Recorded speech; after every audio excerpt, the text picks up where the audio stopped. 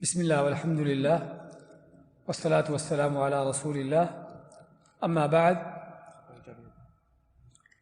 باب نمبر 53 یا اللہ اگر تو چاہتا ہے تو مجھے بخش دے، یہ کہنا درست نہیں ہے۔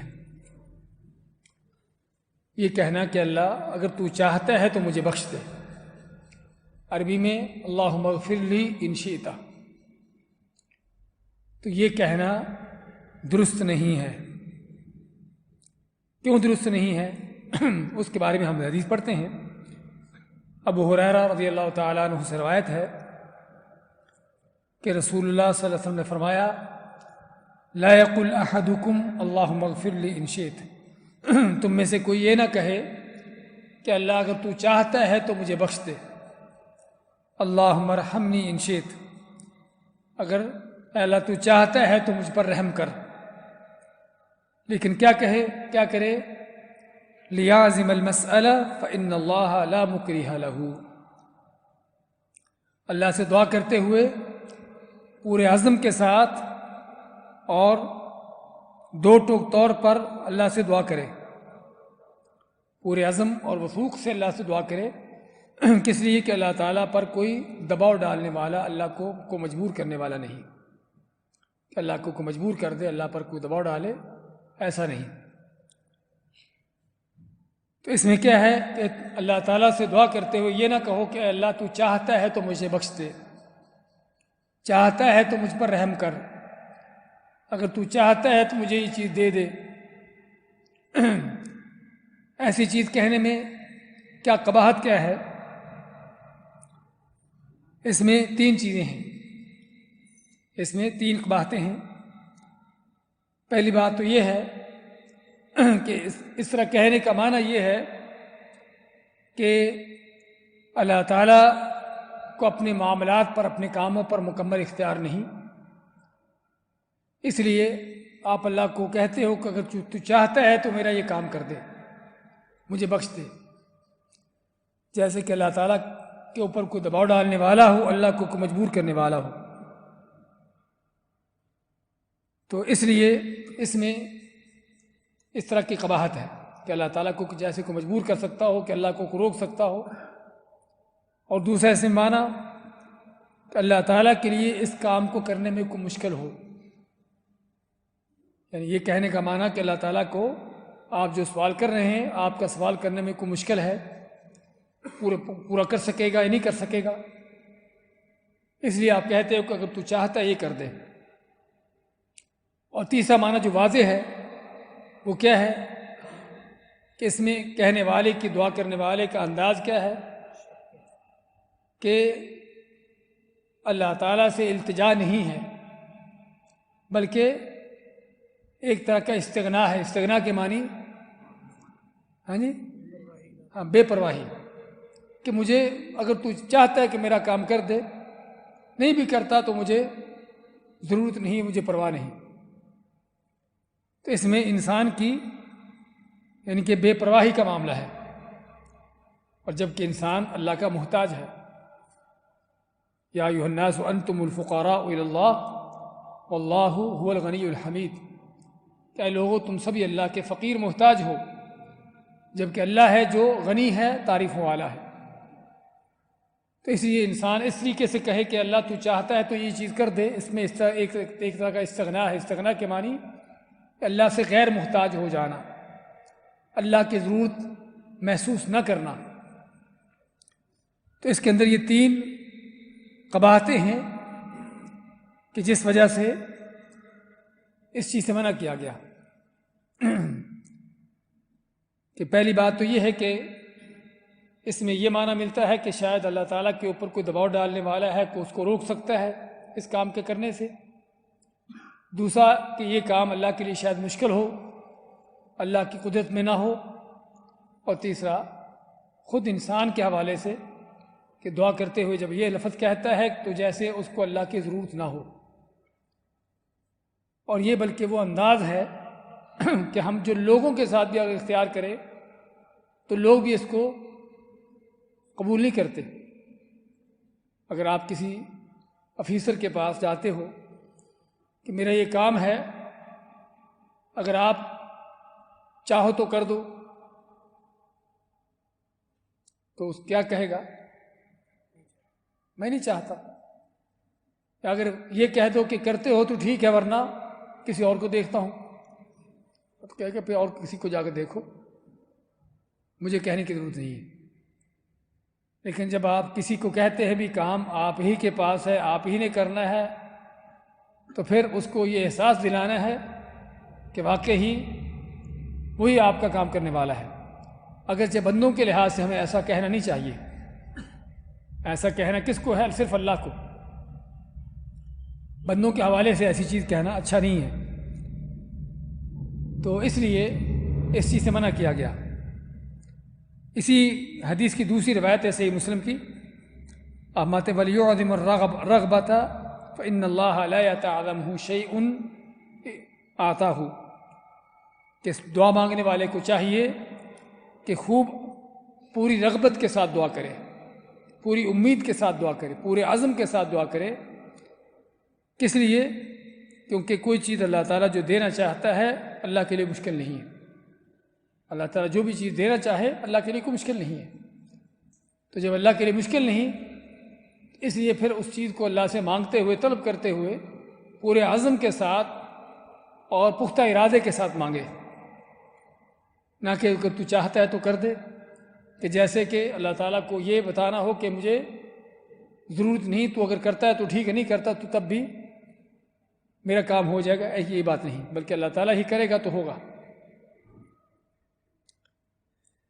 اچھا، لیکن ہم بعض اوقات بعض دعائیں دیکھتے ہیں کہ جس میں کچھ اس طرح کا معنی آتا ہے کہ جس میں آپ اس چیز کو اللہ تعالیٰ کی مشیت مرضی پر یا اللہ تعالیٰ کے علم پر اس کو معلق کرتے ہیں۔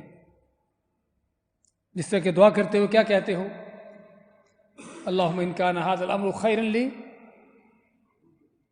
فی دینی و معاشی و عاقبۃ امری فاقدرہ لی ویسرہ لی۔ دعا استخارہ آتی نا، کیا دعا ہے؟ کہ اگر اے اللہ تعالیٰ اگر تو ان کنت تعلم، اگر تو جانتا ہے کہ یہ کام میرے لیے بہتر ہے، دین دنیا کے لحاظ سے خیر کا ہے، تو اس لیے میرے لیے مقدر کر دے، اس کو میرے لیے مقدر کر دے، آسان کر دے۔ اس میں اس چیز کو معلق کیا گیا اللہ کے علم کے ساتھ، نہ کہ اللہ کی مشیت کے ساتھ، اللہ کے علم کے ساتھ۔ ان کنت تعلم، ہاں اگر تو جانتا ہے، اور اللہ تعالیٰ جانتا ہے، سمجھے نا؟ لیکن یہاں پر جس چیز کی ممانت ہے وہ اللہ کی مشیت سے ہے، اور دونوں میں فرق ہے، کیونکہ اللہ تعالیٰ جانتا ہے، ہم نہیں جانتے اس کام میں آپ کے لیے خیر ہے یا نہیں ہے، تو اس لیے آپ اپنی بات کو اللہ تعالیٰ کے علم کے ساتھ معلق کرتے ہیں کہ اگر تو جانتا ہے کہ صرف اس میں میرے لیے خیر ہے تو میرے لیے مقدر کر دے۔ اس میں اس حدیث سے جو معنی ہے وہ چیز نہیں آتی۔ اسی طرح آپ کسی مریض کے پاس جا کے کیا کہتے ہیں؟ لا باس طہور انشاءاللہ، یہاں پر مشیت آ گئی۔ طہور انشاءاللہ کے معنی طہور تو یہ پاک کرتی ہے، انشاءاللہ اگر اللہ نے چاہا تو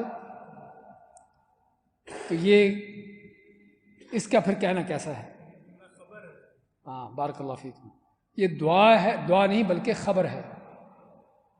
لا باس کہ کوئی بات نہیں، طہور انشاءاللہ، تو اس سے بیماری سے، اس مرض سے، تکلیف سے تیرے گناہ پاک ہو رہے ہیں، تیرے گناہ مٹ رہے ہیں، تو اس کو خبر دی جا رہی ہے، نہ کہ دعا کی جا رہی ہے، نہ کہ دعا کی جا رہی ہے۔ اور اس باب سے ہمیں پتہ چلا کہ انسان کو کوئی بھی دعا کرتے ہوئے انشاءاللہ نہیں کہنا چاہیے۔ دعا کرتے ہوئے اپنے لیے کہ اللہ تعالیٰ تو چاہتا ہے تو مجھے بخش دے، چاہتا ہے تو مجھے یہ چیز دے دے۔ ہاں یہ کہہ سکتے ہیں کہ تیرے علم میں ہے، بہتری ہے تو دے دے، وہ الگ بات ہے، لیکن تو چاہتا ہے تو دے دے، یہ کہنا منع ہے، جائز نہیں، صحیح نہیں، اللہ کے ساتھ ادب نہیں۔ بعض اوقات کوئی کسی کے لیے دعا کرتا ہے، اللہ تعالیٰ تجھے شفا دے دے انشاءاللہ، یہ غلط ہے، یہ ادب کے خلاف ہے اور اللہ کے نبی صلی اللہ علیہ وسلم کی اس تعلیم کے خلاف ہے، جس میں آپ فرماتے ہیں کہ دعا کرتے ہوئے پورے عزم کے ساتھ پختہ ارادے سے دعا کرو کہ اللہ تو نے یہ چیز مجھے دینی ہے، مجھے چاہیے۔ یہ ہے دعا میں جو حدیث میں آتا ہے الہا کے معنی اللہ سے اصرار کر کے التجا کرتے ہوئے دعا کرنا۔ دعا کا ادب یہ ہے، دعا کا تقاضا یہ ہے کہ اللہ سے التجا کرتے ہوئے اصرار کرتے ہوئے چیز مانگنا۔ تو اسی دعا کرتے ہوئے بعض اوقات جو ہم انشاءاللہ کہہ دیتے ہیں یہ غلط ہے۔ جب بھی اپنے لیے دعا کرو یا کسی کے لیے دعا کرو تو اس میں انشاءاللہ کا لفظ نہیں کہیں، بلکہ اللہ سے پختہ ارادے کے ساتھ پورے عزم کے ساتھ اللہ سے وہ چیز مانگی جائے۔ لیکن خبر دیتے ہوئے ہم کہہ سکتے ہیں طہور انشاءاللہ، اور اگر اللہ نے چاہا تو انشاءاللہ تیرے گناہوں کی معافی ہے، یہ اس کے لیے خبر ہے نہ کہ دعا ہے۔ اور ویسے بھی اللہ تعالیٰ کو کوئی چیز دینے میں نہ کوئی رکاوٹ ہے، نہ اس کے لیے کوئی مشکل ہے، نہ وہ کسی چیز سے عاجز ہے۔ قرآن کریم بھرا پڑا ہے 10 آیات اس موضوع پر کہ اللہ تعالیٰ جو چاہتا ہے کرتا ہے، جو چاہتا کرتا ہے، یفعل ما یشاء، جو چاہتا ہے دیتا ہے، نہ اس کو کوئی روکنے والا ہے، نہ کوئی پوچھنے والا ہے، نہ اللہ تعالیٰ کے لیے اس چیز کو دینے میں کوئی رکاوٹ ہے، سمجھے نا؟ اور بلکہ حدیث میں جس طرح کہ اللہ تعالیٰ فرماتے ہیں آپ صلی اللہ علیہ وسلم کہ یمین اللہ ملآ، کہ اللہ کا دایاں ہاتھ بھرا ہوا ہے، لا یغیضھا نفقہ، خرچ کرنے سے اس میں کوئی کمی نہیں آتی، سحاء اللیل والنہار، رات دن وہ اللہ تعالیٰ دے رہا ہے، لٹا رہا ہے، لوگوں نعمتیں اللہ تعالیٰ لوگوں کو دے رہا ہے۔ ارأیتم ما انفق منذ خلق السماوات والارض، کیا تم نے دیکھا نہیں کہ جب سے اللہ نے آسمان زمین کو پیدا کیا ہے ہر چیز دے رہا ہے، عطا کر رہا ہے۔ فإنه لم یغض ما فی یمینی، تو سارا کچھ دینے کے باوجود اللہ تعالیٰ کے ہاتھ میں جو کچھ ہے اس میں کوئی کمی نہیں ہوئی۔ تو یہ ہے اللہ تعالیٰ کے حوالے سے جو مسلمان کا مومن کا عقیدہ ہو، اور اللہ کے ساتھ جو ادب کا تقاضا ہے کہ ایسا لفظ ایسا انداز اختیار نہیں کرنا چاہیے اللہ کے ساتھ کہ جس میں یہ معنی آ سکتا ہو کہ اللہ تعالیٰ اس چیز کو کرنے سے عاجز ہے، یا اللہ تعالیٰ کو اس کی چیز کرنے میں کوئی رکاوٹ ہے، اللہ تعالیٰ پر کوئی دباؤ ڈال کے یا اس کو مجبور کر کے اس چیز سے روک سکتا ہے، یا کوئی بھی ایسی چیز نہ اللہ تعالیٰ کے حوالے سے اور نہ اپنی طرف سے اپنے حوالے سے کہ اس انداز سے دعا کرنا کہ اللہ تعالیٰ سے آدمی مستغنی ہو کے دعا کرے۔ مستغنی ہونے کا معنی کہ غیر محتاج بن کر، بلکہ محتاج بن کر گڑ گڑا کر التجا کے شکل میں یہ دعا ہے جو قبول ہوتی ہے۔ اس باب میں جو مسائل ہیں اس وضاحت سے معلوم ہوا کہ دعا میں استثناء کی ممانعت ہے، یعنی یوں نہیں کہنا چاہیے کہ یا اللہ تو چاہتا ہے تو مجھے بخش دے۔ اس کی علت یہ ہے کہ ایسا کہنے سے انسان کی بے پرواہی اور تکبر کا اظہار ہے۔ اس میں تکبر کا پہلو بھی واضح ہے کہ جیسے آدمی اللہ سے یعنی کہ استغنا کا اور غیر محتاجی کا اظہار کر رہا ہو کہ مجھے تیری ضرورت نہیں، اور یہ تکبر ہے، کوئی شک نہیں۔ اس کی بجائے پورے وثوق کے ساتھ دعا کرنی ہے۔ وثوق کے معنی پورے یقین کے ساتھ اور پورے اعتماد کے ساتھ اور پختہ ارادے سے، اور دعا میں رغبت اور دلی میلان بھی بہت زیادہ ہونا چاہیے۔ دعا کرتے ہوئے اللہ کی طرف جھکاؤ ہو اور اللہ سے اس چیز کے پانے کی رغبت ہو، پوری امید ہو۔ ادعوا اللہ وانتم موقنون بالاجابہ، آپ نے کیا فرمایا کہ اللہ سے دعا کرو اس حالت میں کہ تمہیں اس چیز کے، اس دعا کے قبول ہونے کا پورا یقین ہو۔ 5واں فائدہ یا 5واں مسئلہ، اس کی وجہ یہ ہے کہ انسان بے بس اور محتاج ہے، جبکہ اللہ تعالیٰ غنی اور صاحب قدرت ہے، اسے کو مجبور نہیں کر سکتا اور نہ ہی اس کے لیے کوئی چیز عطا کرنا کچھ مشکل ہے۔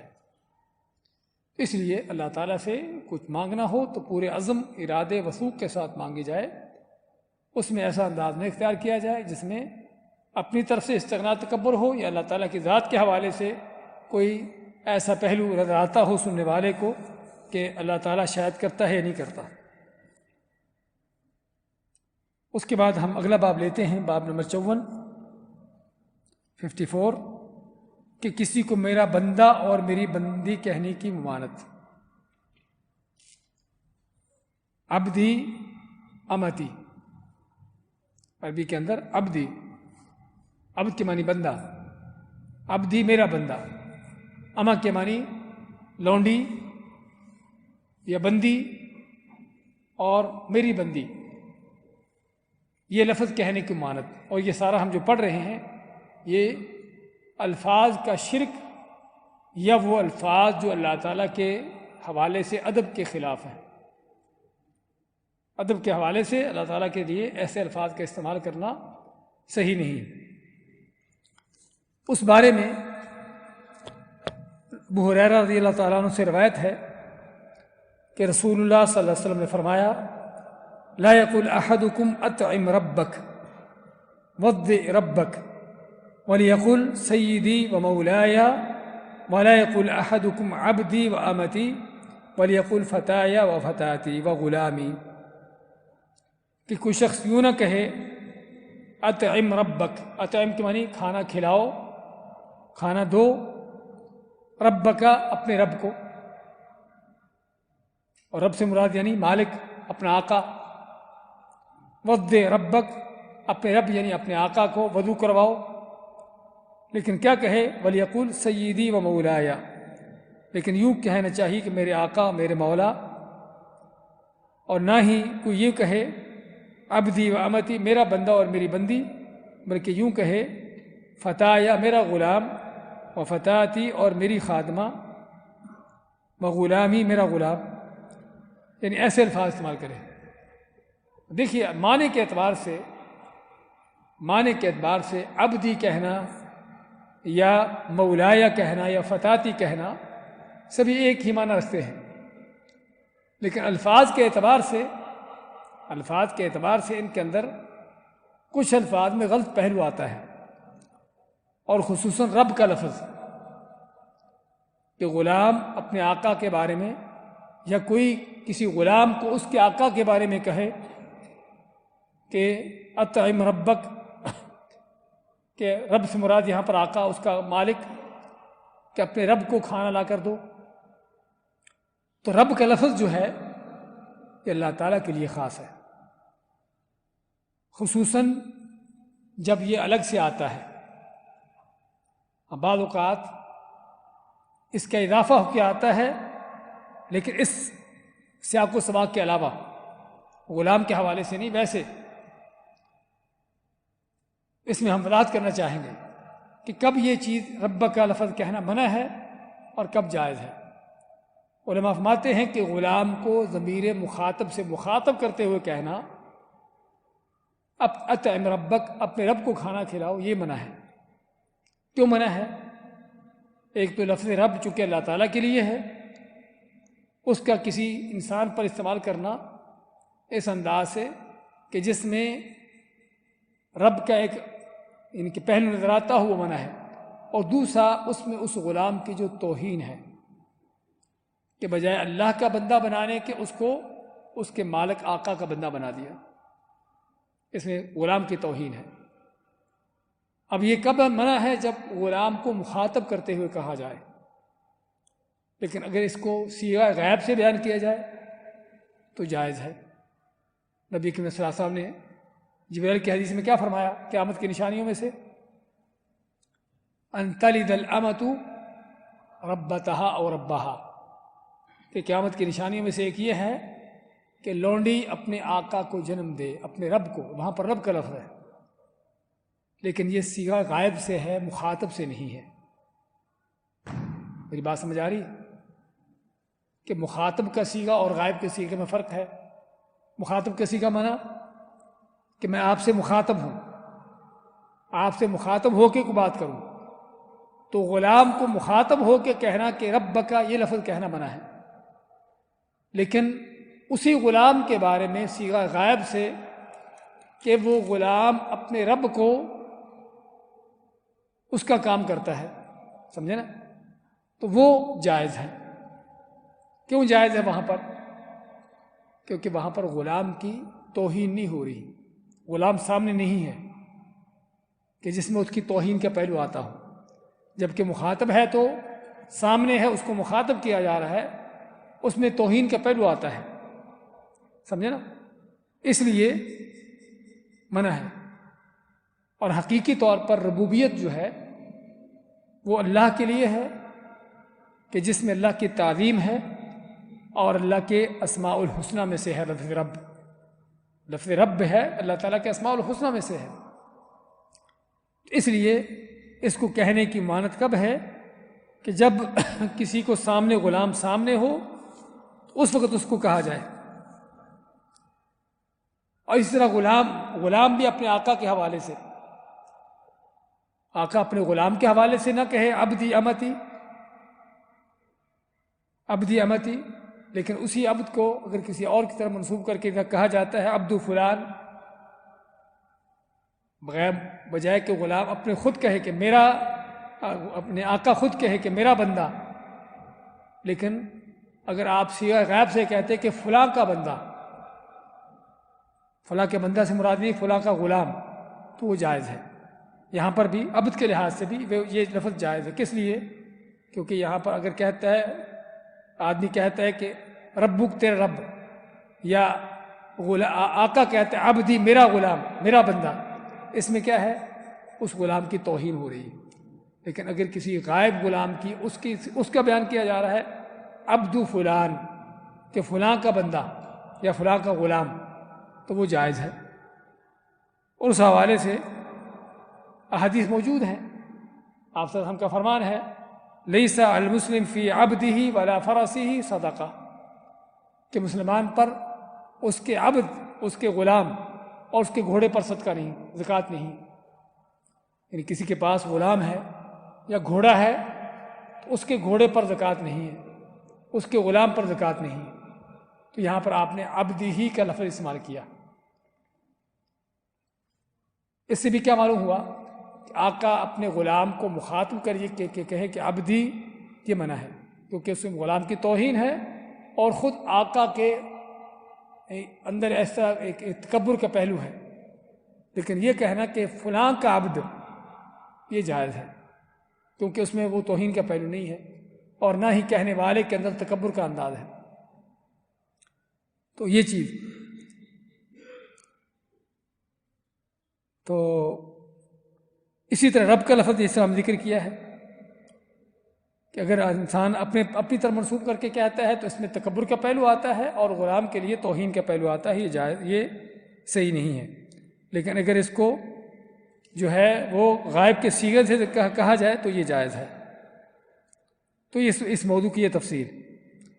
تو میں آپ لا یقول احدکم اطعم ربک، یہ نہ کہے کہ تم میں سے، اب غلام کو کہے کہ اپنے آقا کو، یعنی اپنے رب کو کھانا کھلاؤ، رب کا لفظ آپ استعمال نہ کرے، وَدِّ ربک، لیکن کیا کہے وَلْيَقُلْ سَيِّدِي وَمَوْلَايَ وَلَا يَقُلْ أَحَدُكُمْ عَبْدِي وَأَمَتِي، یعنی غلام کو کہنا چاہیے اپنے رب کے اپنے آقا کے بارے میں سیدی، مولایا، ربی نہ کہے، ربی نہ کہے۔ اور اسی طرح آقا جو ہے اپنے غلام کے بارے میں عبدی امتی نہ کہے، بلکہ کیا کہے فتایا و فتاتی و غلامی، تو یہ کہنا جائز ہے۔ اس میں ان سارے لفظوں میں ہم نے کیا معلوم کیا کہ اس میں صیغہ خطاب سے منع ہے، چاہے آقا اپنے غلام کو مخاطب ہو یا کوئی کسی کے غلام کو مخاطب کر کے اس کے آقا کے حوالے سے کہے، تو کسی کو مخاطب کرنا، اس میں رب کا لفظ استعمال کرنا، عبد کا لفظ استعمال کرنا، یہ منع ہے۔ لیکن صیغہ غائب سے اس چیز کا ذکر کیا جا سکتا ہے، چاہے رب کا لفظ ہو یا عبد کا لفظ ہو۔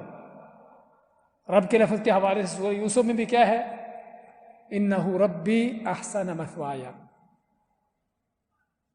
یوسف علیہ السلام نے اپنے آقا کے بارے میں کیا کہا، انہ ربی، کہ وہ میرا، رب سے مراد میرا آقا ہے، میرا آقا ہے، احسن مثوایا، جس نے میری اچھی خدمت مدارت کی ہے۔ تو یہاں پر غلام اپنے مالک کے حوالے سے اگر یہ کہنا چاہے عبدی ربی، غلام کہہ سکتا ہے، کیونکہ یہ غلام کا کہنا ہے جس میں اس کی توہین نہیں ہے، لیکن آقا غلام کو کہے عبدی تو میرا بندہ ہے، یہ منع ہے، لیکن غلام آقا کے حوالے سے کہہ سکتا ہے ربی۔ اسی طرح صیغہ غیب سے کہا جا سکتا ہے لیکن مخاطب سے نہیں۔ تو علی کل حال اس باب کے اندر کیا ہے؟ اللہ کی تعظیم، ایسے الفاظ میں بھی کہ جو اللہ تعالیٰ کے لیے استعمال ہوتے ہوں، ان الفاظ کو بھی استعمال کرتے ہوئے اللہ تعالیٰ کی تعظیم کے پہلو کو مد نظر رکھا جائے۔ اگر اس میں تعظیم کا پہلو میں کوئی اللہ تعالیٰ کے نقص آتا ہے، کمزوری آتی ہے، کوئی قباحت پیدا ہوتی ہے، تو ایسے الفاظ کو بھی استعمال نہیں کرنا چاہیے۔ تو یہ دو باب ہم نے لیے۔